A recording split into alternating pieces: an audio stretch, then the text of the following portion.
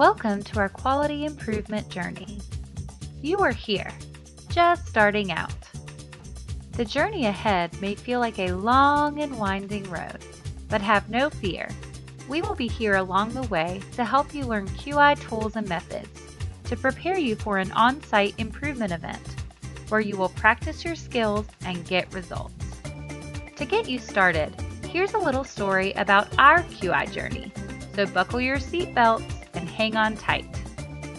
We got our roadmap out, otherwise known as the Model for Improvement, and began the journey with many to support and guide us along the way. First, what's the focus of our project?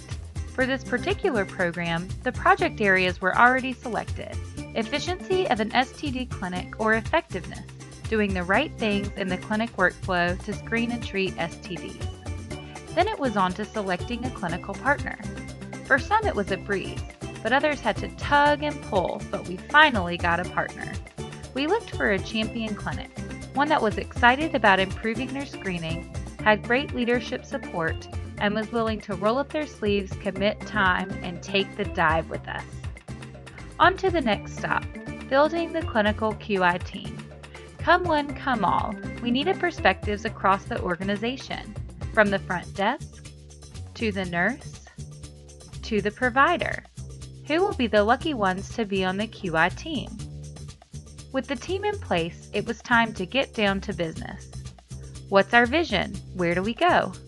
We worked with the QI team to develop an aim statement. We refined and adapted until all was good. On to data collection to track progress and show the improvements. From X to Y, here we go. Let's move the needle and improve our community. Whew, lots of work has already been completed, and we haven't even made it to the on-site event. With our handy-dandy QI toolbox in tow, we began our 4-day on-site. First, a little training. STI and QI for all. The entire clinic staff took a break to learn and prep for the days ahead.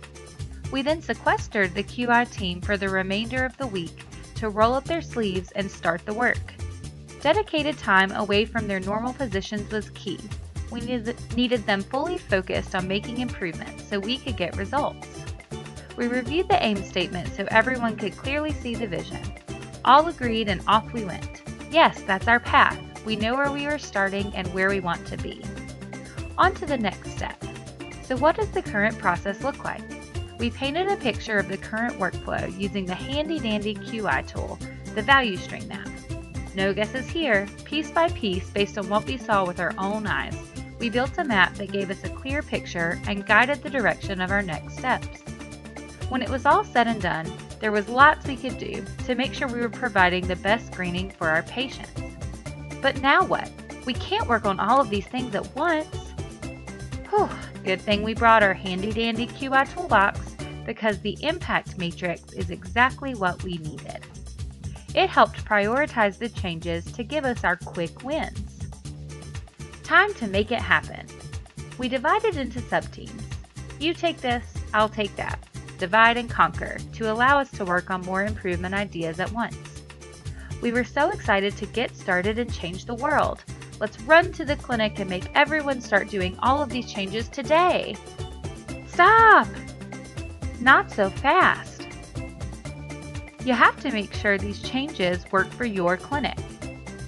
First, we tested these changes on a small scale and in a short time frame to see if they would work. Who could we recruit to be our first tester?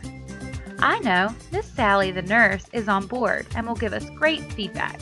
Let's start with her first. We tested and adapted and learned so much. Now we know what will work to make our clinic better. At the end of the week, we celebrated and let everyone see the progress made. We used that time to tell them about the week, what we learned, and how we will move forward. And we also thanked them for all of their hard work, participation, and support.